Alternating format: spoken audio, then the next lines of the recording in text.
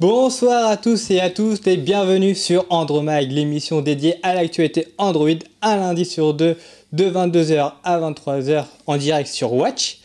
N'hésitez pas à interagir avec nous sur les réseaux sociaux. Et oui, aussi, juste à dire aussi, on a changé de canal sur Bouygues.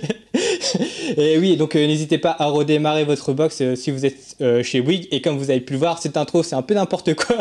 Mais parce que c'est une émission freestyle parce que Mathieu n'est pas là. Et donc du coup, le boss n'est pas là, donc je me fais plaisir. Voilà les amis.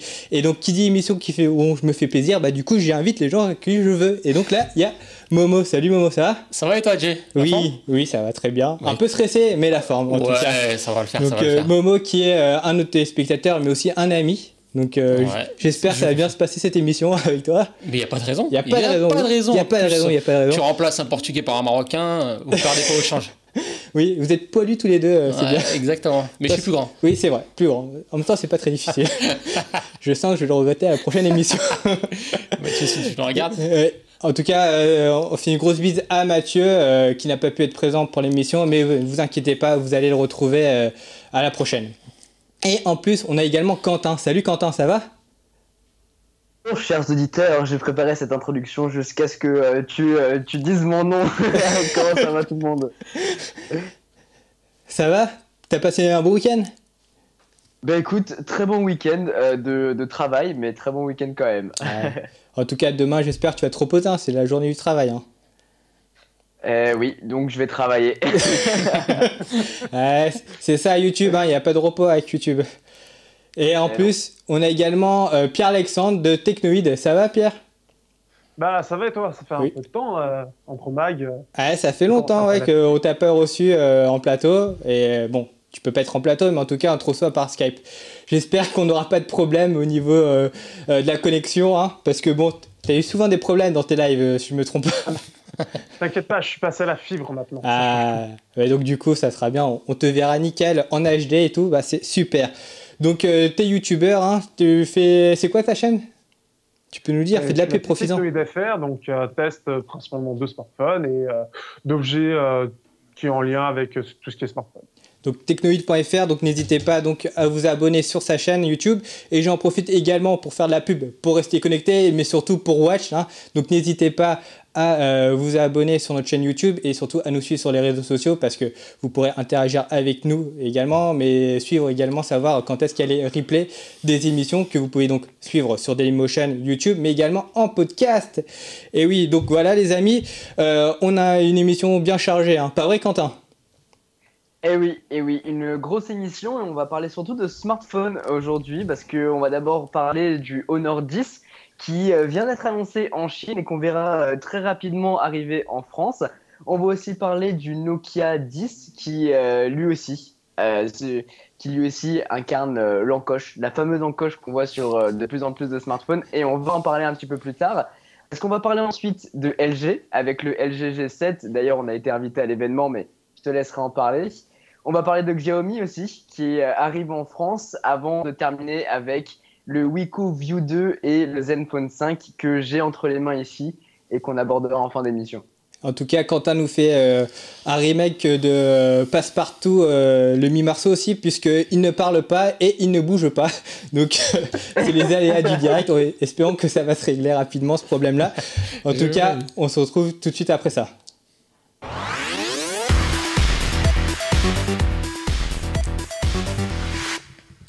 En tout cas, tel Clark Kent et Superman, je vais changer de lunettes puisque je ne vois rien avec ces lunettes de soleil. Je pense que là, tu me verras mieux. Oui, voilà. Tout de suite, avec des lunettes à ma vue, ça passe mieux. On t'a reconnu. Donc, Pierre-Alexandre, tu vas nous parler de Honor qui a annoncé donc son nouveau téléphone, son nouveau flagship qui est le Honor 10. Tu peux nous en dire un peu plus? Ouais, donc le Honor 10, alors il a été annoncé pour l'instant en Chine, il va arriver en France très bientôt, en tout cas en Europe. Et donc ce qui fait qu'il a un écran de 5.8 pouces, un Kirin 970 qu'on a aussi dans le IP20, double capteur photo 16 et 24 mégapixels, 6 Go de RAM, histoire d'être assez large, 3400 mAh en termes de batterie. Il a droit à une prise jack. que j'apprécie énormément. Et j'aime bien, j'ai dit à Pierre-Alexandre, on va pas trop épiloguer dessus. Du coup, il allait vite, un peu trop vite. Je pense que tu as perdu des gens au passage. Déjà, Tu peux prendre ton temps de nous expliquer du coup où se situe ce téléphone, par exemple par rapport au téléphone de chez Huawei. C'est quoi l'équivalent de ce Honor 10 qu'on retrouve chez Huawei? pour faire le plus simple, c'est l'équivalent du Huawei P20 qui a été annoncé il n'y a pas très longtemps. Donc, ce qui fait que la différence entre la sortie du flagship de chez Huawei et de celui de Honor, c'est vachement rétréci. Avant, on l'avait à la fin de l'été. Là, on l'a un mois et demi après le P20, ce qui est très très tôt. On a quasiment la même chose en termes de spécification. On a quasiment la même chose. La caméra est un peu différente en gros, parce que c'est 2 capteurs couleurs qui sont en 16 et 24 mégapixels. Là, Quentin nous montre du coup le Huawei P20. Ouais, mais c'est déjà has-been, ça, on en veut plus. Non, mais du coup, vous avez pratiquement le design du Honor 10, hein, puisque au niveau de l'écran, on retrouve cet écran bord à bord avec la fameuse encoche en haut. Et bon, il y a juste l'arrière qui sera différent, puisque l'arrière sera, si je puis dire, un peu moins travaillé que...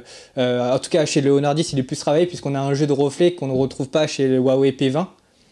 C'est une caractéristique des Honor, du flagship Honor qu'on avait déjà avec l'Honor 8 ou l'Honor 9. Donc ça va dans la continuité, ça permet de garder sa personnalité. Par contre, la différence qu'il y a cette année, c'est qu'on retrouve le même principe que le P20 avec ce jeu de couleurs qui va être un peu arc-en-ciel bizarre, étrange et un peu risqué aussi.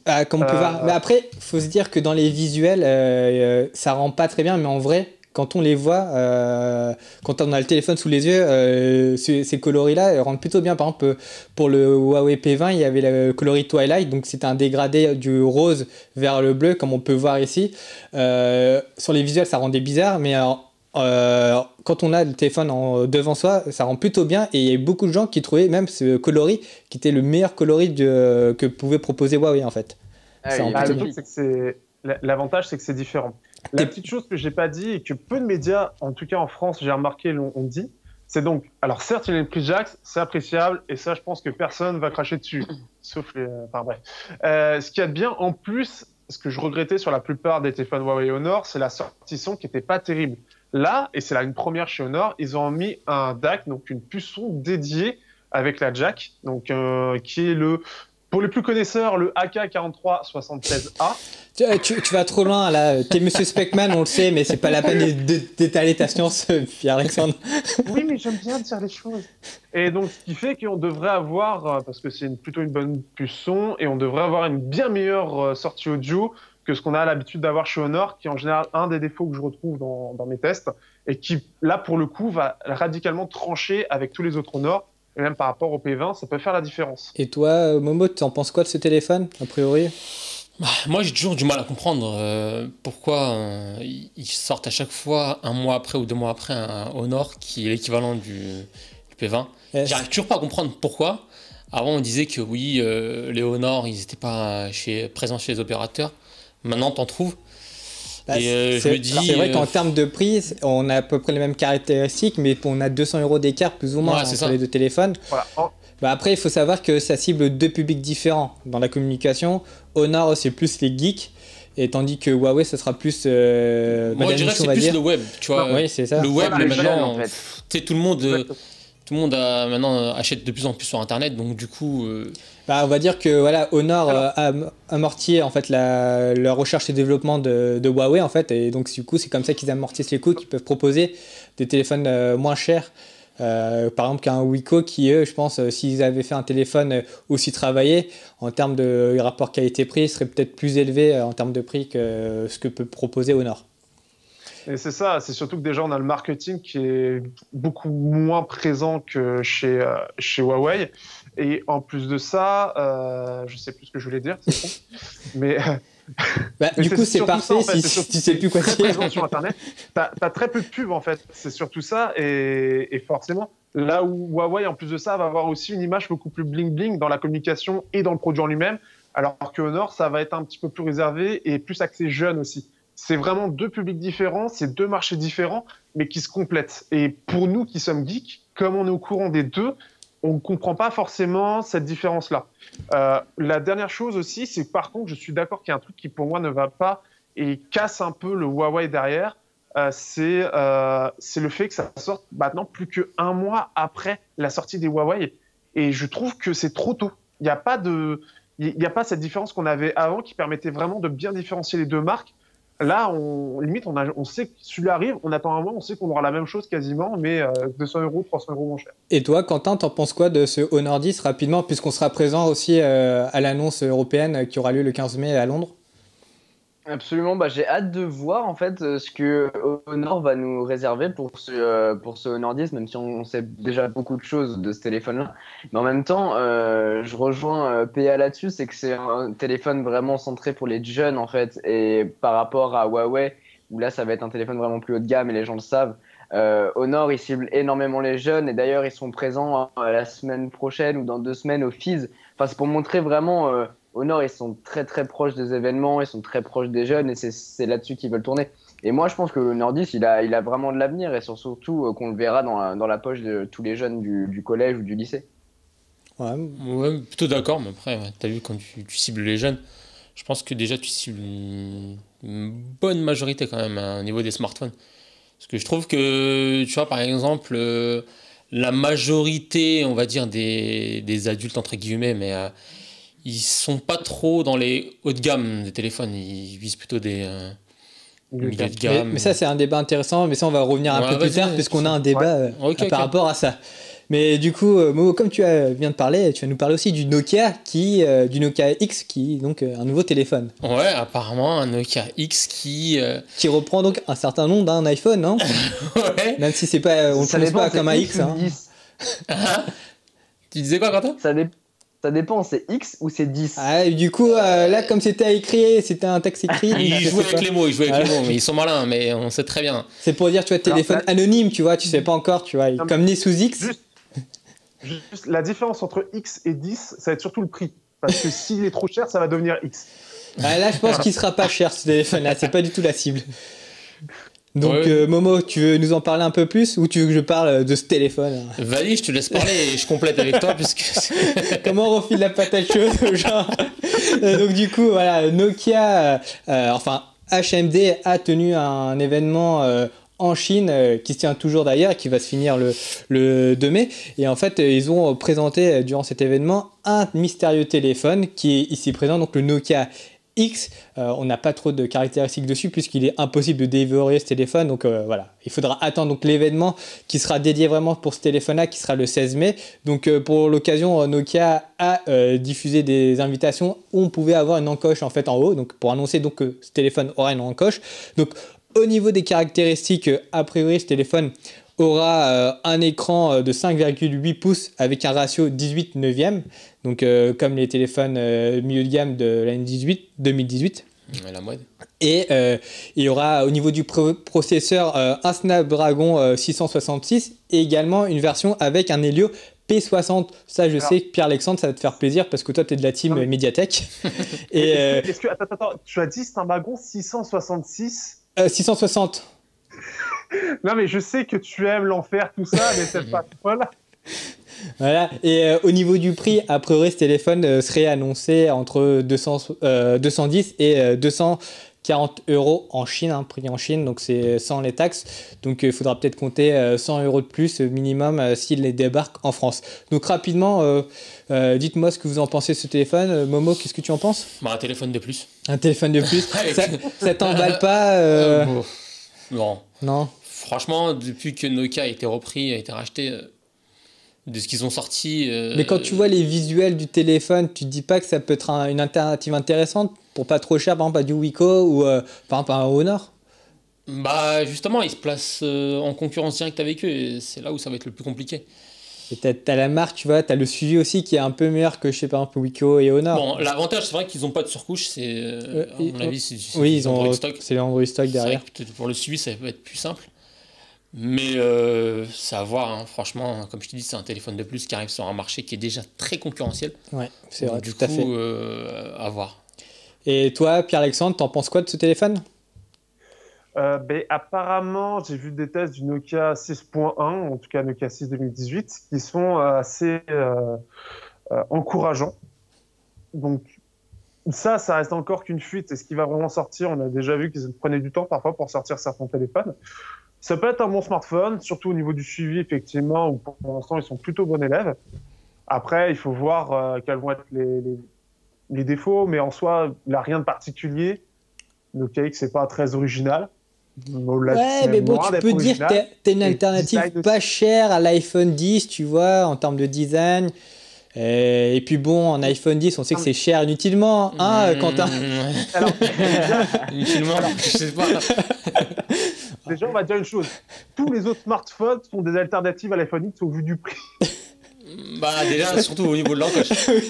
Ah, c'est sûr que là, c'est un peu triste à dire, parce que moi, je suis pas trop team encoche, mais le 2018, c'est vraiment l'encoche. Voilà, c'est la marque de l'année, ça sera encoche. Tout le monde reprend le design. Ouais. Et toi, Quentin? Parce que c'est... Vas-y, finis. Non, je suis d'accord. Mais c'est parce que aussi, ça annonce un peu le côté full borderless qu'on devrait avoir, je pense, l'année prochaine. Et ça permet de dire, regardez, on est quasiment borderless, ouais. C'est juste les caméras. Mais de ce côté-là... Ça, en fait, c'est un côté image aussi. Alors que si tu fais les bordures, et tu regardes le Nokia 6.1, justement, la reproche qu'on lui fait, c'est qu'il est en 16/9, il a des bordures, alors c'est de la merde.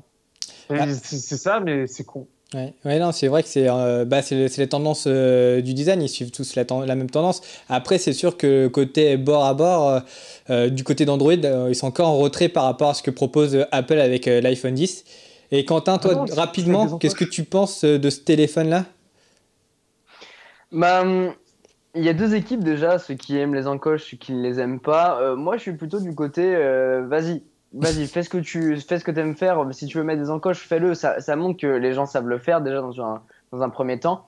Et ils poussent l'écran vraiment à la limite de ce qui est possible actuellement. Donc moi, je trouve que c'est vachement bien. Et Nokia, c'est une très belle marque. Donc j'ai hâte de voir ce qu'ils vont faire. Après, c'est vrai que quand il y avait eu les téléphones, c'est le Sirocco, je crois, qu'on avait découvert au Mobile World Congress. C'était un bon téléphone. Après, il faut qu'ils arrivent à trouver ce qui va faire le déclic et ce qui va les différencier de la concurrence. Je pense que c'est juste ça aujourd'hui qui leur manque. Et le Nokia X10, peut-être que ça sera la limite qu'ils vont réussir à franchir. On verra ça. Ouais, tout à fait, on verra ça, comme tu le dis. J'en profite également pour saluer les gens sur les réseaux sociaux. Il y a également Mathieu, qui n'est pas présent avec nous, mais qui participe sur Twitter et qui nous dit, pour revenir par rapport à Honor, qui dit qu'en fait, cette marque, elle est plus orientée marché occidental, puisqu'elle parlera plus aux gens. Et elle est là surtout pour contrer les marques comme Xiaomi ou OnePlus qui sont des flagship killers et qui commencent à monter également en Occident. Donc pour Huawei, c'est une manière de contrer la montée de ces marques-là sans sacrifier l'image de marque de Huawei, tu vois, qui mise plus sur le côté premium du marché. Bon, je vais parler également, moi, de mon côté, d'un autre téléphone à encoche qui, lui, va bientôt être annoncé, qui va être annoncé le 2 mai, c'est le LG G7, qui a un petit nom ThinQ. C'est marrant.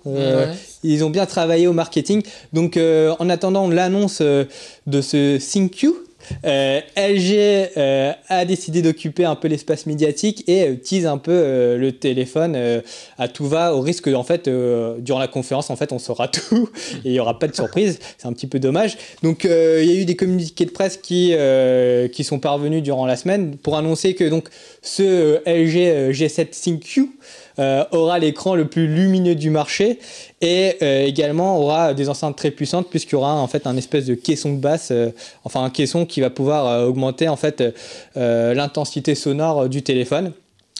Et d'ailleurs, Jason, pour rebondir à ce que tu es en train de dire, on a reçu un communiqué de presse aujourd'hui à 10h du mat'. Disant que la partie sonore c'était du DTS-X 3D Surround. Donc gros, ce serait une expérience audio inégalée grâce au haut-parleur Boombox, je cite, c'était en communiqué de presse. C'est dommage, tu vois, au côté marketing, ils avaient trouvé un bon nom, ThinQ, et là ils te trouvent un truc. Non mais j'aime bien, ils ont mis tous les noms de tous les trucs qu'ils avaient, ils ont tout assemblé l'un derrière l'autre. Ouais, après tu verras, ils vont te faire un nouveau nom pour un nouveau truc, ils vont dire ThinQ, machine à café, expresso. Mais c'est déjà le cas, en fait, ThinQ, ils l'ont montré au CES, c'est en fait montrer leur aspect intelligence artificielle. Et c'est vrai en fait, il y a des aspirateurs ThinQ, il y a des réfrigérateurs ThinQ. Ouais. Et même il y avait également un précédent mobile, le V30, qui était sorti avec une édition avec l'assistant virtuel ThinQ également. Exactement. Donc voilà, là, ça sera juste le step d'au-dessus en l'intégrant sur leur flagship. Ouais, mais en tout cas, ils ont eu la bonne idée de ne pas mettre un assistant virtuel concurrent de celui de Google Home, contrairement à Bixby, puisque là, au moins, on sera sûr que Google Assistant marchera sur ce téléphone-là. Sinon, pour en revenir donc, sur ce LG G6, au niveau des caractéristiques, donc... D'après les informations et les rumeurs qui ont fuité, il embarquerait donc un écran de 6 pouces avec une technologie G7, pardon, ce LG G7, pardon, embarquerait donc un écran de 6 pouces avec une technologie MLCD+. Donc ça veut dire qu'en fait, au niveau de la matrice couleur, on a donc des couleurs rouge, vert et bleu, mais également un sous-pixel pour faire du blanc en plus. Donc on aura des couleurs un peu plus vives, c'est ce qu'ils nous promettent. Et donc cet écran 6 pouces aura un ratio 18/9, comme ce qui est la tendance en 2018.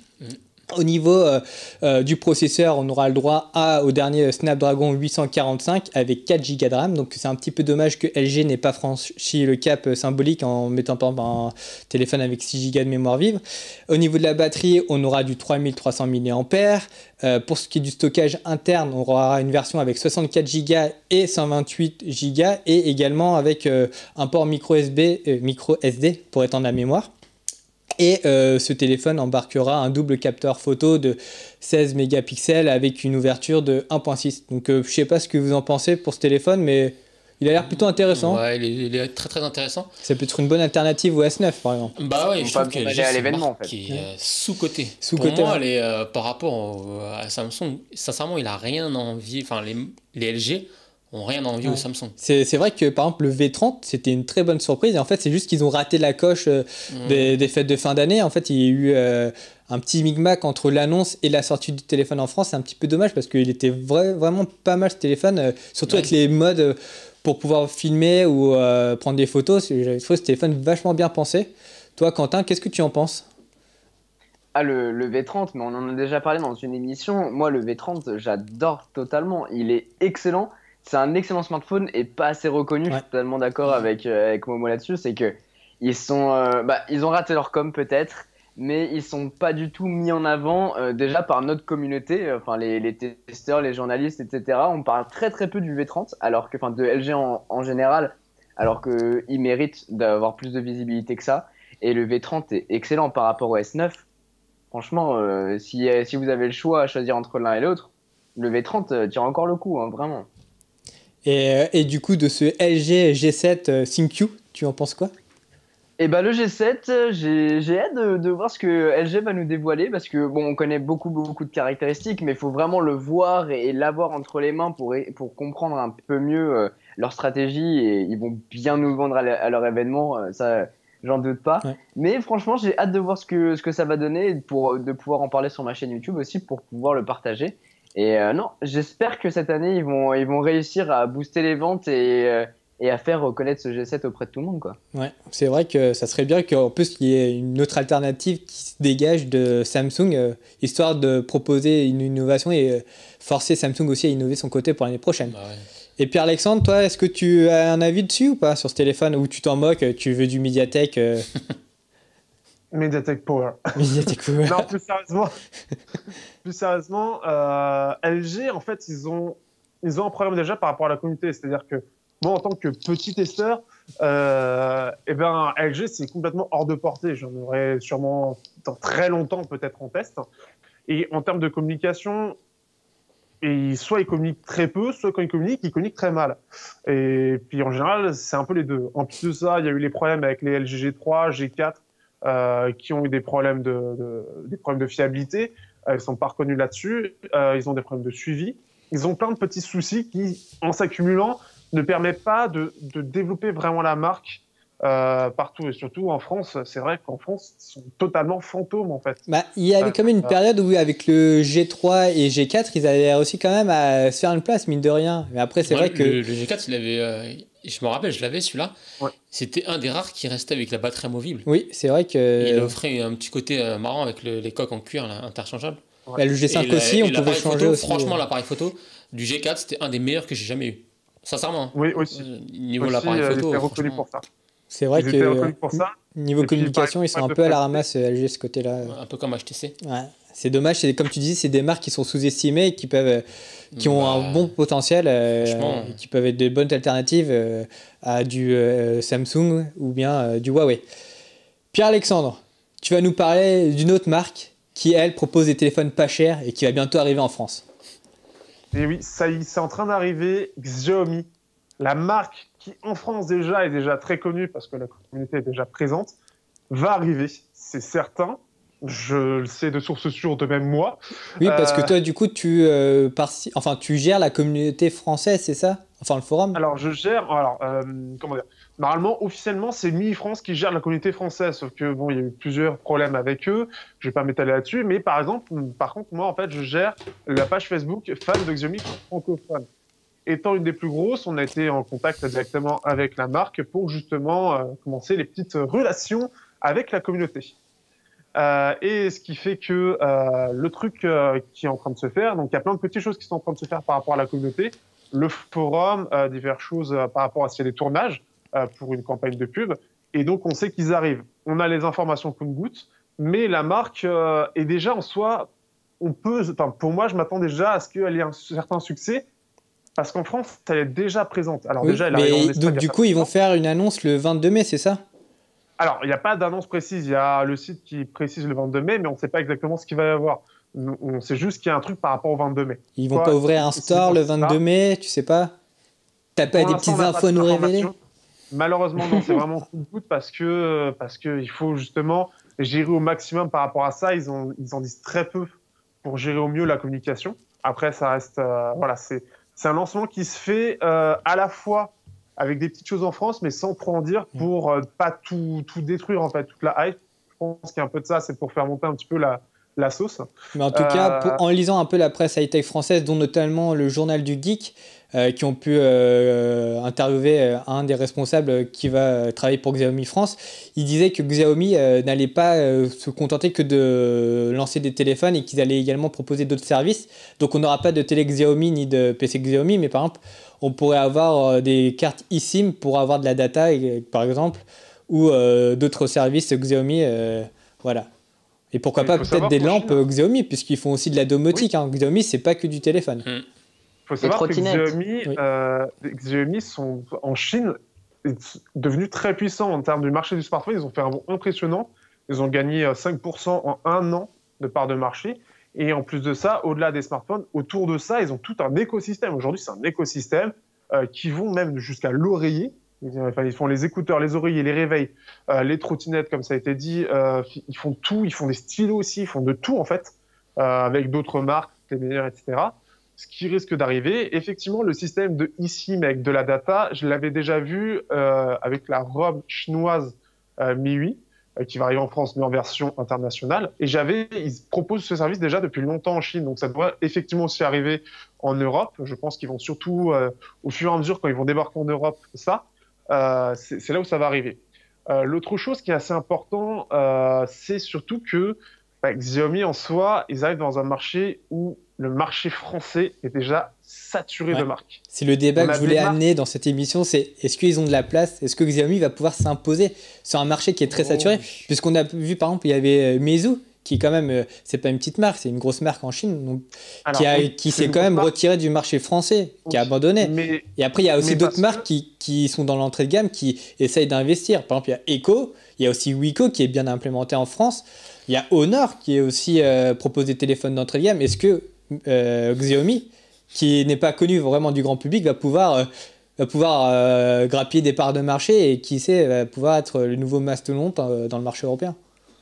Le truc, c'est que Xiaomi en France, après je te laisse passer. Xiaomi en France, en fait, ils sont pas totalement connus parce qu'il y a déjà la communauté MIUI France qui est déjà là depuis très longtemps et qui, je veux dire, les Xiaomi, je l'ai déjà vu plein de fois avec des gens que je connaissais pas forcément avec du Xiaomi en France.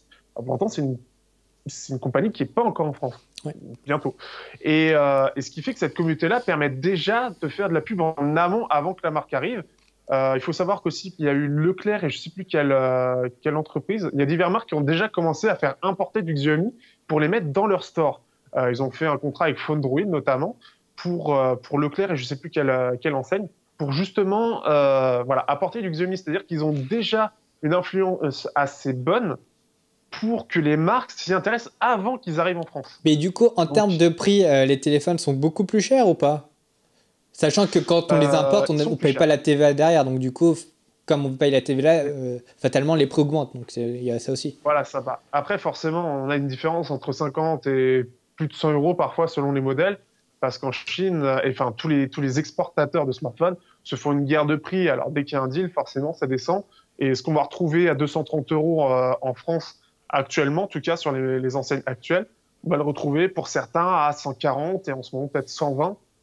Donc c'est un peu forcément toujours le côté injuste. Oui, après, là, on aura la garantie les 2 ans. On aura, oui, voilà, il y a la logistique derrière, donc la garantie. Voilà, il y a des gens qui achètent jamais un téléphone s'il n'y a pas de garantie. Parce que ça doit être une galère aussi de renvoyer en Chine et tout. Là, du coup, tu n'auras même pas à te prendre la tête. Donc la différence de prix après... Et toi, Momo, tu penses que Xiaomi va pouvoir s'imposer, être un acteur majeur? Parce que Pierre-Alexandre m'a dit tout à l'heure que Huawei Honor était numéro 5 sur le marché français. Est-ce que, par exemple, tu pourrais imaginer dans 3 ans Xiaomi prendre cette place-là, être numéro 5? Largement. Parce que déjà... Ah, je pense pas. Moi, regarde, quand tu vois... Quand je vais sur comment ça s'appelle, le marché de l'occasion, les téléphones, je vois énormément de Xiaomi. Mais énormément. Contrairement aux autres téléphones qui sont importés, la tendance la plus forte, c'est vraiment les Xiaomi. Oui, mais c'est pas un marché de niche. Je veux dire, par exemple, imaginons que tu es dans la Creuse, tu vas pas prendre un Xiaomi. Tu vois, tu n'auras pas l'occasion d'avoir un Xiaomi sur le Bon Coin ou sur les petites annonces, tu vois. Internet, maintenant, tout à fait possible. C'est accessible à tout le monde. Xiaomi, on sous-estime beaucoup. Je salue quand même mes amis de la Creuse, hein, même si j'en ai pas, mais c'est des gens très gentils. Hein. Ils ont Internet. Ils ont Internet. Ne me tapez pas, s'il vous plaît. Mais non, Xiaomi a déjà une grosse force à l'international sans pour autant faire de pub, parce que la communauté est déjà présente. Et quand tu regardes sur les forums, tu cherches le rapport qualité-prix, c'est Xiaomi qui va peut-être proposer. En plus de ça, en France, la moyenne en termes de dépenses, ça va être 150, 250, maintenant un peu 300 euros. Et c'est la gamme principale, c'est la gamme qui fait la force avec Xiaomi, c'est les Redmi. Je peux pas le montrer là parce que c'est lui qui filme, mais le Xiaomi Redmi Note 5 qui est sorti il y a pas longtemps et qui va arriver à l'international, lui, en termes de rapport qualité-prix, face à la concurrence, en termes de performance, de ce qu'il apporte globalement sur la fiche technique, c'est excellent. Et il n'y a pas beaucoup de marques qui peuvent forcément se permettre de proposer un aussi bon rapport qualité-prix. Ouais. Et toi, Quentin, tu penses quoi de Xiaomi, l'arrivée de Xiaomi en France? Je pense que c'est une bonne nouvelle dans le sens où ça va un petit peu bousculer les autres constructeurs à baisser les prix ou alors à s'aligner ou à essayer de trouver d'autres alternatives.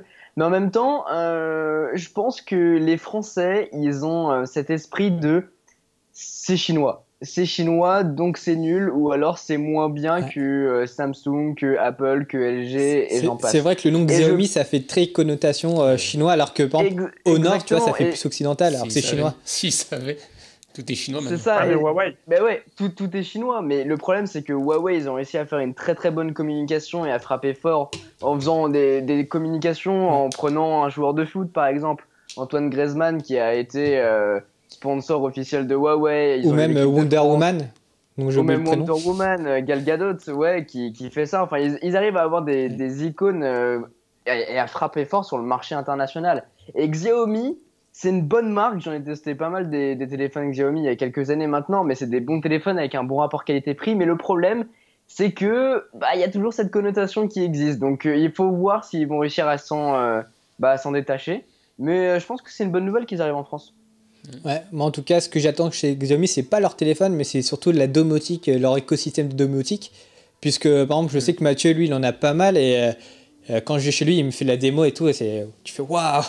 Franchement, ça vend du rêve et en plus, c'est moins cher, ça peut être des alternatives intéressantes aux produits de chez Philips par exemple. Et voilà, s'ils localisent leur application vraiment en français et que ça soit plus simple pour régler les paramètres, franchement, je pense que ils pourraient rentrer dans les maisons des gens grâce à la domotique en fait, et pas grâce au téléphone. Et donc, ça serait une bonne porte d'entrée. Pour se faire connaître auprès des consommateurs français. Tiens, regarde, il y a Mathieu qui a interagi sur Twitter. Ah, il dit quoi, Mathieu? Il dit il y a quand même encore de grandes réticences à acheter du smartphone chinois. Huawei a beaucoup travaillé pour gagner sa place et Xiaomi va avoir beaucoup de boulot pour imposer son image de marque. C'est vrai que Huawei, ils ont beaucoup investi pour pouvoir sortir de cette image de marque qui propose des téléphones à bas prix et ils ont réussi à, je crois que c'est le seul constructeur en tout cas chinois, à s'imposer en étant une marque premium. Parce que personne à ma connaissance a réussi à faire ça. Ouais, bah à Barcelone, enfin je sais pas comment il marche le magasin, hein. Enfin, Xiaomi, comment ça marche dans les autres pays européens. Parce que j'ai vu, ils avaient un magasin à Barcelone. Ouais. Oui. Après, il faut voir est-ce que ça fonctionne vraiment bien là-bas. Après, c'est juste une devanture, tu vois, pour que les gens puissent peut-être prendre en main le téléphone. Ça peut donner la température déjà. Ouais, tu vois. Mais après, je pense que les gens, s'ils veulent peut-être les acheter, peut-être ils passeront par les boutiques en ligne. Ça va être ça. Je pense que c'est là où c'est plus intéressant. Oui. Je veux juste apporter une nuance par rapport au côté marketing et au côté connotation chinoise. Ce qu'il faut surtout pas sous-estimer chez Xiaomi, c'est sa communauté. La communauté, pour le coup, pour la gérer, beaucoup sont très très fans, voire fanboy. Comme on peut le voir, alors ça peut être positif comme négatif, mais certains qui utilisent du Xiaomi, quand j'avais fait certains sondages pour les tournages, pour le forum, c'était impressionnant ce que pouvaient avoir les mecs. C'est des dizaines d'objets de la marque, des dizaines de smartphones, de trottinettes, etc. C'est des dizaines d'objets. Et c'est la communauté qui va faire la communication de la marque et qui peut faire en sorte, et je l'ai déjà vu plein de fois, qui peut faire en sorte de dépasser ce côté chinoiserie. Ah. Je pense que c'est là-dessus que, c'est là-dessus que Xiaomi va capitaliser son image de marque pour arriver à le faire accepter auprès des nouveaux pays. On verra ça, qu'est-ce que ça va donner plutôt dans les mois et les années à venir. Donc on verra si Xiaomi a réussi à s'imposer ou pas. Hein, oui, en tout cas en Occident, du coup, est-ce qu'ils vont réussir ou pas à s'imposer. En tout cas, on leur souhaite bonne chance et surtout, ça fera du bien, je pense, au marché qu'il y ait un nouvel acteur qui bouscule un peu les grands constructeurs historiques. Bon, on va passer au test juste après ça.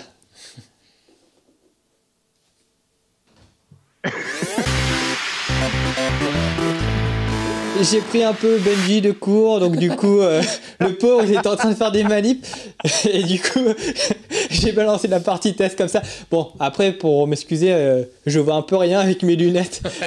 Je confirme, c'est là que tu regardes à côté. J'ai une très mauvaise vision, c'est pas des lunettes à ma vue, donc voilà.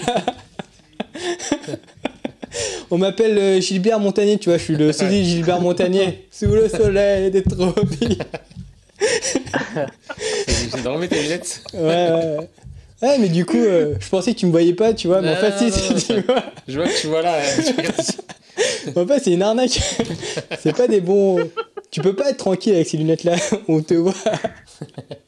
Ouais, trop de lumière. Donc, Quentin, tu as pu tester 2 téléphones, dont le Wiko View 2 qu'on a pu prendre en main la dernière fois dans l'émission.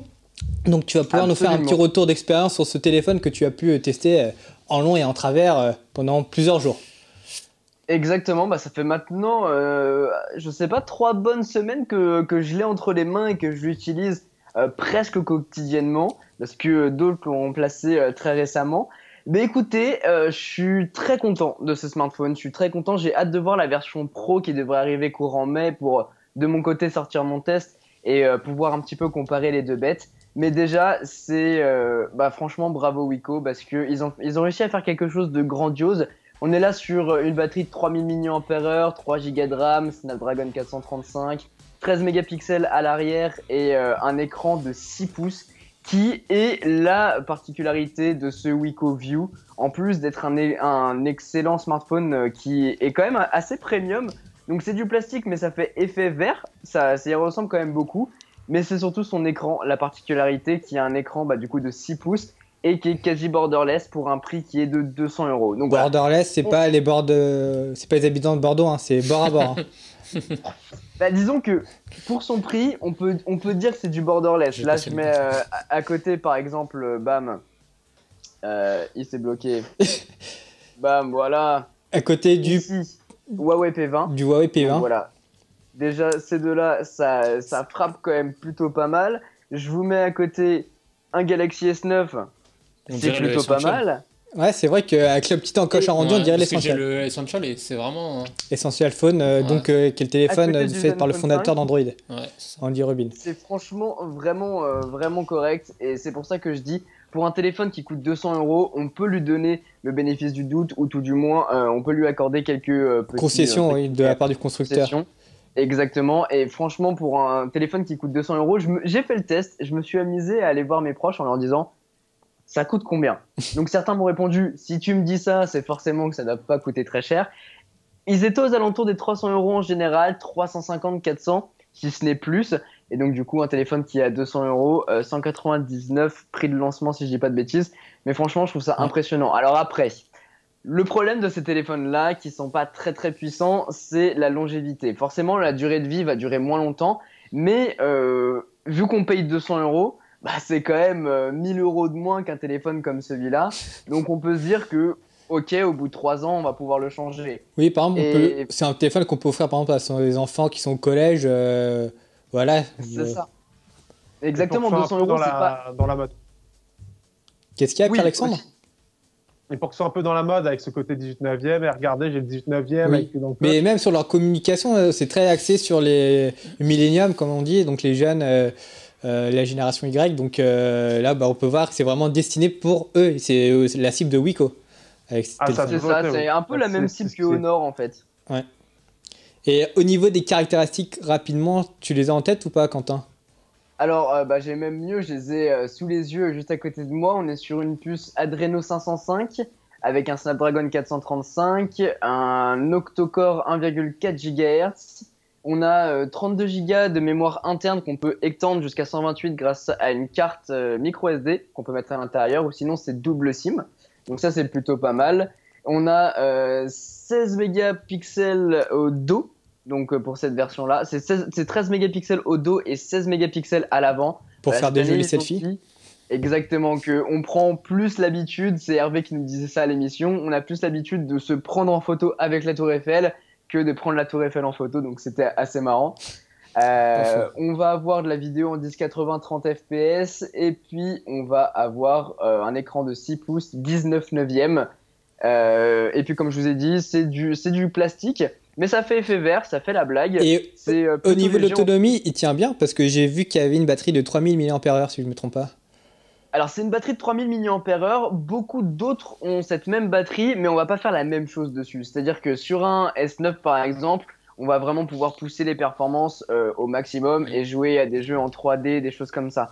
Sur ce Wiko View 2, ça va être un petit peu plus limité, dans le sens où les grosses tâches, ça va être un peu moins évident de les faire. Donc du coup, on va optimiser notre utilisation par rapport à ce téléphone. Mais moi qui utilise beaucoup de réseaux sociaux et qui utilise YouTube, et à la fin de la journée, j'étais à 10%, quoi. Donc va falloir le recharger tous les jours. D'accord. Et tu as un autre téléphone que tu as pu tester, c'est le Zenfone 5. Je voulais poser une question à Quentin. Dis-moi, t'as pas des soucis d'optimisation à cause de la petite encoche au niveau de certaines applis ou même au niveau de la vidéo? Parce que par exemple, tu as des constructeurs qui l'encoche cache juste la barre de notification. Ça, Donc quand tu regardes une vidéo, ça va pas gêner. Et là, dans ce cas-là, même dans les applis, tu vois, même les applis, peut-être des applis courantes, non, t'as pas de soucis sur ça? Alors dans certaines applications, si, ça m'est arrivé pendant que je les utilisais que des fois l'image elle saute ou alors on a une grosse bordure noire en haut au niveau de l'encoche si vous voulez. Dans les applications de base, lorsque je mets comme ça et que je vais par exemple dans les réglages, on voit que l'application est optimisée et ils ont réussi à combler l'espace. Mais dans certaines applications, c'est pas du tout le cas. Et je sais plus, c'était dans laquelle, c'était WhatsApp ou RATP.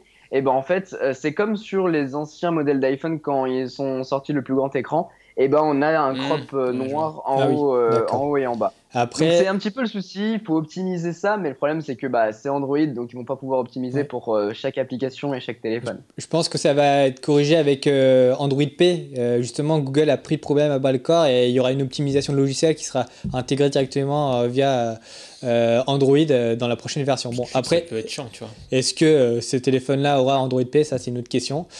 Mais je te propose, Quentin, vu que le temps file, que tu nous parles du Zenfone 5. Il est là, le beau Zenfone 5 que j'ai reçu. Je vais mettre la petite fiche, bam.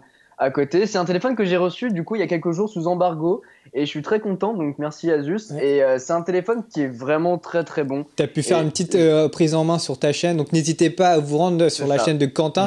Vous aurez des jolies images et vous aurez le son, parce que là j'ai pris ces extraits mais j'ai pas mis le son. Bah t'as bien fait, comme ça ça donne un petit teaser aux gens. Mais non, je suis très content de ce téléphone. Alors on reste sur la même lignée que on va refaire le comparatif, hein. Zenfone 5, Huawei P20 de l'autre côté. On reste sur la même lignée, donc c'est-à-dire les constructeurs qui amènent cet aspect full screen avec l'encoche. Certains aiment, certains n'aiment pas. Ça va être le débat de cette année 2018, comme tu disais, Jason. J'ai l'impression que l'encoche est même plus grande que sur, par exemple, le Huawei P20. Est-ce que parce qu'il y a un plus grand capteur photo ou Alors, c'est très très léger par rapport au Huawei P20, parce qu'à l'intérieur, on va avoir un plus grand haut-parleur en fait. Okay. Sur le Huawei P20, le haut-parleur est circulaire, alors que là, ça va être une barre comme toutes les autres smartphones. Et à côté, on va retrouver en fait un capteur facial, de reconnaissance faciale, et c'est un capteur infrarouge qui fonctionne plus ou moins bien dans le noir. Ça va dépendre un petit peu surtout de l'éclairage que vous mettez sur votre écran. Mais ça fonctionne bien. Et il est rapide à déverrouiller ? Si je le mets comme ça, est-ce qu'on voit ? Ouais. Si je le mets comme ça, forcément, la magie du live, ça fonctionne pas. Mais en tout cas, dans ta vidéo, tu as fait le test et ça marchait bien dans ta vidéo. Ouais. Voilà, c'est ça. Donc c'est dans la vidéo, la magie du live fait que les circonstances ne fonctionnent pas. Mais c'est vrai que ça fonctionne plutôt pas mal. Alors c'est pas aussi rapide que sur les flagships, les téléphones premium. Mais iPhone 10, S9, par rapport au OnePlus 5T, parce que je sais que tu l'as testé et moi j'ai pu tester la reconnaissance faciale, j'avais trouvé que le OnePlus 5T répondait vachement rapidement par la reconnaissance faciale. Est-ce qu'il se situe dans la même gamme de temps ou il est un peu plus lent ? Un peu plus lent. Il est un peu plus lent. Surtout que le OnePlus 5T, c'était vraiment limite de l'instantané. Ouais, après, vrai que... ce qui est un peu embêtant avec ces fonctionnalités-là, c'est que forcément, on va mettre en jeu la sécurité. Donc là, côté sécurité, on va avoir la reconnaissance faciale et l'empreinte digitale qui est juste au dos. Donc voilà, on va avoir le choix là-dessus, donc il n'y a aucun souci. Et ce que j'ai vraiment apprécié avec ce téléphone, c'est que Asus, ils ont leurs pattes avec le petit rayon qui va tourner autour de l'empreinte digitale. On le voit bien à ce niveau-là. Et c'est du verre au dos. Alors, il est un petit peu lourd, je trouve, pour ma part, et un peu gros en main parce que je vais vous mettre un Galaxy S9 à côté pour que vous vous rendiez un peu plus compte. Le téléphone est très large. Donc, si je mets les deux l'un à côté de l'autre, le S9 est ici, le Zenfone 5 est ici, en fait, il est vachement large par rapport aux autres. Ah oui. Donc déjà, c'est un écran de 6,2 pouces. Voilà. Mais sinon, il fait quand même beaucoup plus large en main, donc certains vont aimer, d'autres non. De mon côté, je préfère le gabarit du Galaxy S9 parce que c'est plus agréable à avoir en main et utiliser possiblement à une main. Le Zenfone 5, ça va être plus compliqué. C'est surtout, si on franchit la barre des 6 pouces, c'est un peu compliqué à utiliser une main, et surtout pour les poches. Parce que, moi, il m'est arrivé une galère, c'est que j'ai failli perdre mon téléphone, parce qu'il était tombé de ma poche de manteau, parce que je pouvais pas la mettre dans ma poche de jean, parce qu'il est trop grand. Et heureusement, j'ai pu le retrouver, parce qu'il y a quelqu'un de la sécurité qui l'a mis dans les objets trouvés, heureusement. Je me souviens. Ouais, parce que heureusement, il y a des gens honnêtes, ça c'est bien. En tout cas, je pourrais pas compter sur mes collègues qui m'ont dit que s'ils l'avaient trouvé, ils l'auraient gardé. Mais en tout cas, l'impression que me donne ce téléphone-là, c'est surtout aussi que c'est fait pour... Asus l'a sorti pour faire oublier le Zenfone 4, qui est quand même sorti fin 2017, et qui était un peu raté au niveau design et au niveau des caractéristiques. Il n'emballait pas trop les foules. Toi, qu'est-ce que tu en penses, toi, Momo ? De ce téléphone, est-ce qu'il t'emballe ou pas ? Moi j'ai du mal déjà avec la marque Asus, donc... Ah bon ? T'as un passif Non, même pas. Je me dis, au niveau de l'appareil photo, je sais que les anciens, c'était... Après, sur certains, je sais pas si tous, mais je sais qu'il y en a, c'était pas terrible. J'ai des amis à moi qui avaient des Asus. Et franchement, non, je sais pas pourquoi, mais cette marque, elle m'a jamais intéressé. Mais vraiment. Ah bon ? Ouais. Ouais, vraiment, je suis genre. Quentin qui nous montre du coup le Asus Zenfone 4. Je l'ai testé il y a pas longtemps. Voilà, qui est sorti donc il y a pas longtemps, il y a peut-être 8 mois de ça. Donc voilà, c'est... Je sais qu'ils avaient une surcouche à un moment qui était super lourde, ils se sont améliorés sur ça, je crois. C'est ça, ils exactement. sont beaucoup améliorés. Vraiment, là, c'est clean et on n'a pas toutes les applications préinstallées de base. Oh, et ça, c'était vraiment saoulant. Et en fait, la différence par rapport au Zenfone 4, puisque t'en parlais, Jason, c'est qu'en fait, moi, ce qui m'a vraiment déplu avec le Zenfone 4, c'est qu'il le vendait comme un photophone. Et quand j'ai testé la qualité de l'appareil photo par rapport à la concurrence, mais dans la même gamme de prix, que ce soit OnePlus ou des choses comme ça, et bah c'était pas du tout le cas. Et c'est pour ça qu'ils se sont pris un bon coup de massue sur ma chaîne, parce que voilà, ils parlaient de cette particularité, j'en ai parlé aussi, et c'est vrai qu'ils n'ont pas réussi à assurer ça. Et d'ailleurs, ils avaient un double capteur à l'avant qu'on ne retrouve pas du coup sur le Zenfone 5, puisqu'il embarque cet écran borderless et cette encoche. Et la particularité cette année, c'est cet écran et non pas les capteurs photo. Donc c'est mieux. Et surtout qu'en plus, ils avaient raté un peu la coche du design, puisque quand ils ont sorti le téléphone, les téléphones bord à bord commençaient à sortir. Il y avait déjà OnePlus, il y avait aussi Samsung avec le S8 qui avait donc commencé à donner le ton. Il y avait aussi du côté outre-Atlantique Essential Phone, qui lui aussi avait donné sur le terme de design des téléphones bord à bord. Pierre-Alexandre, toi, t'en penses quoi de ce téléphone ? Alors moi, Asus, c'est une marque que j'apprécie plutôt. J'avais notamment beaucoup aimé le Asus Zenfone AR. Je m'étais pas mal éclaté dessus. C'est vrai qu'au départ, la surcouche sur les Zenfone était vraiment beaucoup trop lourde. Ils ont beaucoup amélioré ça. C'est un smartphone qui m'intéresse beaucoup. Justement, j'essaie de l'avoir. Je sais que je l'aurai pas avant quelques temps, ce Asus-là.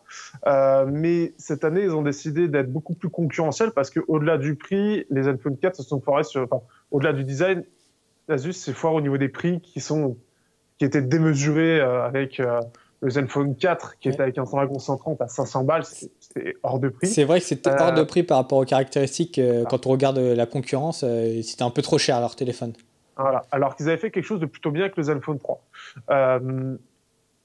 Le Zenfone 5 surtout, et justement tu pourrais pouvoir me répondre Quentin, c'est l'appareil photo, ce qu'ils ont mis en avant. Alors déjà il y avait le côté intelligence artificielle, mais c'est sur le double capteur photo, le fait qu'en fait, on ait un côté photo où on ait le grand angle, mais avec beaucoup de détails. C'est ce qu'ils mettaient en avant avec la fusion des deux photos. C'est ce qu'ils avaient mis en avant pendant la conférence. Allez, au final, qu'est-ce que tu en as pensé ? Parce qu'en termes de capteur, c'est le dernier, etc. Donc, c'est censé être bon. Alors, on aurait dû les mettre à l'image, parce que en fait, le problème de ça, c'est que c'est pas un vrai grand angle. Donc là, c'est la photo prise normale, et c'est je slide. Là, c'est le grand angle. C'est quoi ? Il fait un crop de l'image, enfin, il run l'image. Il fait pas un crop, mais en fait, si tu veux, il va libérer la partie haute et la partie basse. Donc, je sais pas tellement comment l'expliquer. Je suis en train de tester ça, justement, pour voir un petit peu la différence. Mais en fait, c'est comme si on le voyait en plein écran, quoi. Alors que y a pas de raison que ce soit le cas, mais voilà, la différence c'est juste que il fait c'est plus large. Il capte plus d'éléments en fait dans la photo plutôt que faire un vrai grand angle comme on a l'habitude avec LG. Sur la hauteur, on dirait, ouais. T'as quelque chose à dire Sur la hauteur, c'est assez pour le coup. Non, et regardez sinon, sur les photos en elles-mêmes, qu'est-ce que tu en penses ? Franchement, elles sont excellentes. Alors, on retrouve un petit peu la qualité avec beaucoup de clarté dans l'image, mais on a un bon piqué, les couleurs sont vraiment bonnes. Je vais vous mettre les échantillons, regardez avec le hashtag Andromag, je vais vous le mettre à la suite de l'émission, je vais vous poster des photos. Franchement, la qualité est vraiment bonne pour un téléphone qui coûte du coup 400 €. Et il y aura une version Zenfone 5Z qui sera plus haut de gamme. Avec surtout c'était durant la conférence, ils avaient annoncé plusieurs références, je crois une dizaine de références. Heureusement, ils vont pas tout sortir en France parce que sinon c'était une balle, c'était comme à l'époque du Zenfone 2 où ils avaient sorti plein de références, t'avais un selfie, t'avais un laser, tu comprenais pas pourquoi le laser, pourquoi le selfie, c'était quoi la différence entre les deux. Voilà, bon, au moins ils se sont calmés, voilà. Au contraire, justement, ce que j'ai bien aimé sur cette conférence, c'est qu'on a le Zenfone 5 avec le Snapdragon 660 et le 5Z, c'est exactement la même chose, mais avec un 845, et c'est tout. Donc, et on a plus de stockage aussi à l'intérieur, seulement. Il y a plus de stockage. Oui, c'est ça, oui, c'est le stockage avec la RAM aussi qui va avec. Et le stockage est de combien sur la version haut de gamme ? C'est 128, celle-là c'est 64. Ok, d'accord. Et au niveau de la batterie, c'est du 3300 mAh la version que tu as ? C'est ça, exactement. Et franchement, c'est pas mal du tout, ça tient le choc. Tu arrives à tenir la journée facilement sans souci moyenne, quoi. Ouais, c'est ça, c'est la moyenne. Ça tient une journée, un petit peu plus si jamais on utilise les économies d'énergie et qu'on essaye de réguler un petit peu son utilisation. Parce qu'après toi, tu as une utilisation plutôt intensive, puisque tu es connecté vraiment partout sur les réseaux sociaux, même les appels, je pense que tu dois passer pas mal d'appels. Entre les appels, les SMS, le YouTube, le Netflix qui tourne, Twitter en permanence et Instagram, ça commence à faire, et à chaque fois, moi je sais que je recharge en général 2 fois mon téléphone dans la journée. Ah ouais, on passe sur un 8+. Après ouais, Quentin il a vraiment une utilisation intensive, donc si vous dit que le téléphone tient bien la journée, c'est voilà, vous allez normalement tenir vous aussi la journée sans souci, même plus que ça. Ouais, ça. Donc du coup au niveau du prix, Quentin, parce que je crois qu'on l'a pas dit sur ce téléphone-là. Eh bien si, c'est 400 €. Voilà, 400 € pour celui-là, et le 5Z il sortira un petit peu plus tard, donc pour l'instant on n'a pas tellement d'informations dessus.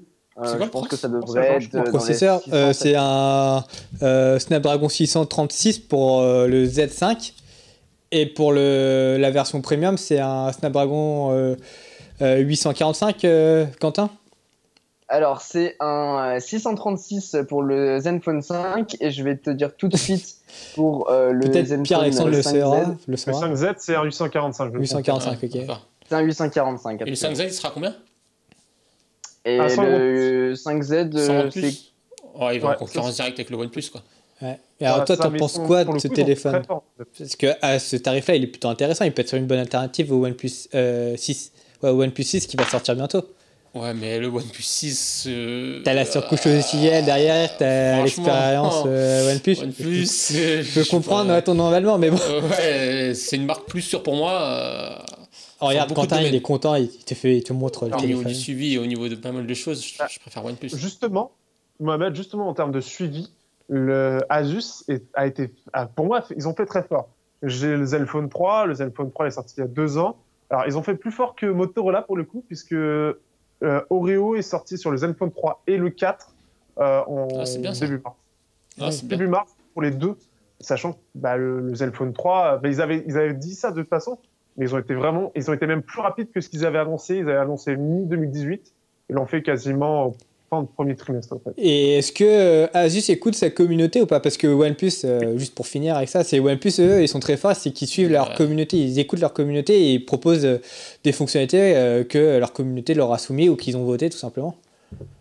Justement, et normalement, pareil, Quentin a dû le voir aussi, c'est la surcouche. La surcouche, elle s'est transformée parce que y avait trop de monde qui se plaignait, tous les testeurs en plus de ça se plaignaient de ça. C'est qu'elle était beaucoup trop lourde parce que, en fait, les options qu'on avait dans les paramètres, on avait l'application dédiée à côté. Ah oui, ce qui fait ça que faisait doublon. Une lourdeur visuelle énorme et il y avait plein de petits défauts. Et en fait, ils ont grave simplifié la surcouche, mais de façon impressionnante. Ils l'ont épurée et en fait, t'as l'impression de voir la même chose que ce qui s'est passé pour Samsung où on avait une surcouche qui était ultra lourde avec plein de choses et d'un coup, il y avait quasiment plus rien. C'est la même impression que ça donne. Je pense qu'Quentin, t'as dû voir la même chose de ton côté. Ouais.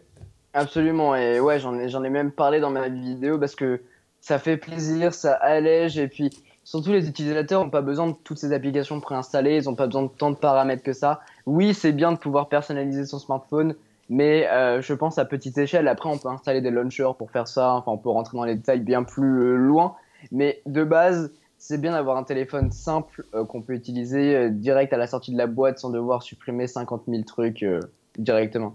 Je pense que voilà, on peut finir sur ça. Hein. Merci Quentin pour ton avis et merci Pierre-Alexandre. Je terminerai juste, Jason, par le fait que Mathieu est d'ailleurs tel Android et PC Windows processeur sur Twitter.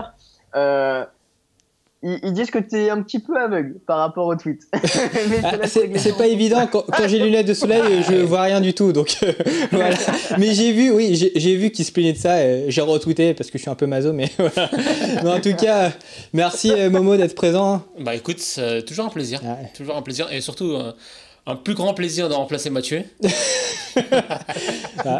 Peut-être on te réinvitera. En tout cas, je suis pas plein de moi. Ça, c'est plutôt bien. Merci Quentin et merci Pierre-Alexandre. Donc, n'hésitez pas à vous rendre sur leur chaîne YouTube, hein, surtout si vous voulez en apprendre un peu plus sur le Zenfone 5. Quant à moi, je vous dis à la prochaine et allez, ciao. Allez, salut. Bye.